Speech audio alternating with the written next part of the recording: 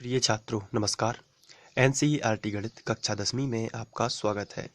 आज हम लोग प्रश्नावली 8.1 में ही प्रश्न क्रमांक 6 हल करेंगे। तो आइए सबसे पहले प्रश्न पढ़ लेते हैं। इसमें दिया गया है, यदि कोण ए और कोण बी न्यून कोण हैं तथा कॉस ए बराबर कॉस बी हो तो दिखाइए कि कोण ए बराबर कोण बी। तो यहाँ पर हमें दो बातें दी गई हैं।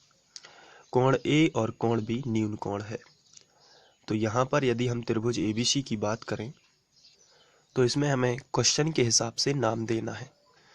इसमें बोला गया है कोण ए और कोण बी न्यून कोण है।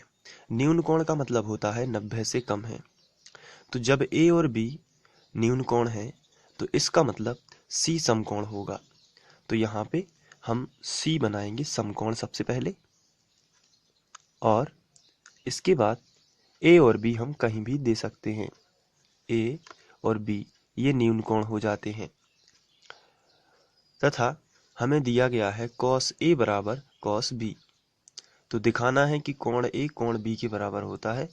दिखाना ये है कि ये जो कोण है ये इसके बराबर होता है। तो चलिए सबसे पहले हमें जो दिया गया है उसको लिखेंगे और इसकी सहायता से हम ये वाला दिखाएंगे। तो कोण ए बराबर कोण बी हम ले लेते हैं। तो यहाँ पे आपको कॉस ए बराबर कॉस बी ले लेना है जो आपको दिया गया है, और इसके बाद आपको दिखाना है कोण ए बराबर कोण बी। तो कॉस ए है और कॉस बी है।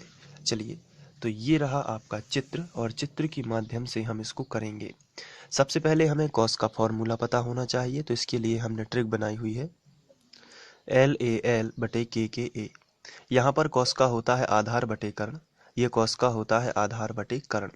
तो हम यहाँ पे जो ए थीटा है वो ए की तरह काम कर रहे हैं, यानी कि थीटा का मान ए है। तो इसलिए अगर ए जो है ये थीटा रहेगा तो इस हिसाब से ये लंब होगा, और ये तो समकोण है इसलिए इसके सामने की भुजा ये तो कर्ण निश्चित रहेगी।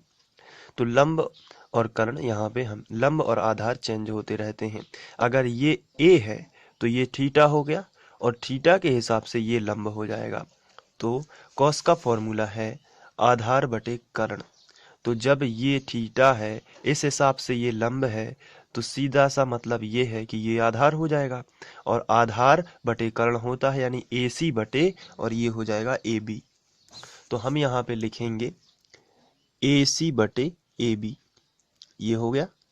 इसके बाद बराबर के नीचे बराबर। अब इस बार जो थीटा है वो बी बनेगा।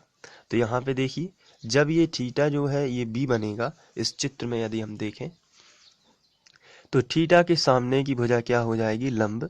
तो इस बार आधार क्या बनेगा, BC, और क्योंकि कर्ण तो निश्चित रहता है इसलिए हम यहाँ पे लिखेंगे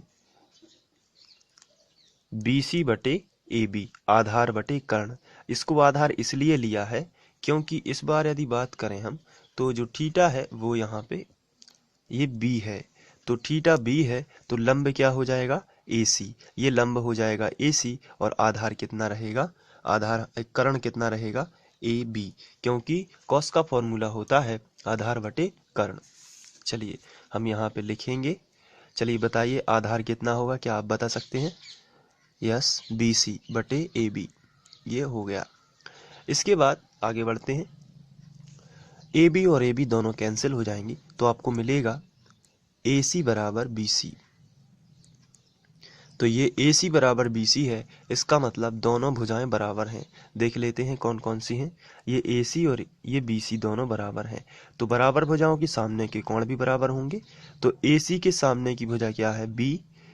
AC के सामने का कोण कितना है, B, और BC के सामने का कोण कितना है, A। तो यहाँ पे हम लिखेंगे कोण A बराबर, पहले AC के सामने का लिख लेते हैं। AC के सामने क्या है, कोण B। तो यहाँ पे हम सबसे पहले हमें B लिखना चाहिए। तो कोण B बराबर, और कोण BC के सामने BC भुजा के सामने कोण A है इसलिए हम यहाँ पे लिखेंगे कोण A, या फिर हम इसको लिख सकते हैं कोण A बराबर कोण B। इस तरीके से भी हम इसे लिख सकते हैं। तो ये हो गया सिद्ध, जो हमें सिद्ध करना था। तो दिखाइए कि कोण A बराबर कोण B। तो यहाँ पर हमने इसको प्रूव कर दिया है, तो हम लिखेंगे सिद्ध हुआ। तो इस तरीके से आपको कर लेना है। आशा करता हूँ कि आप लोगों को ये समझ में आ गया होगा। आप इसे नोट भी कर सकते हैं। Thank you.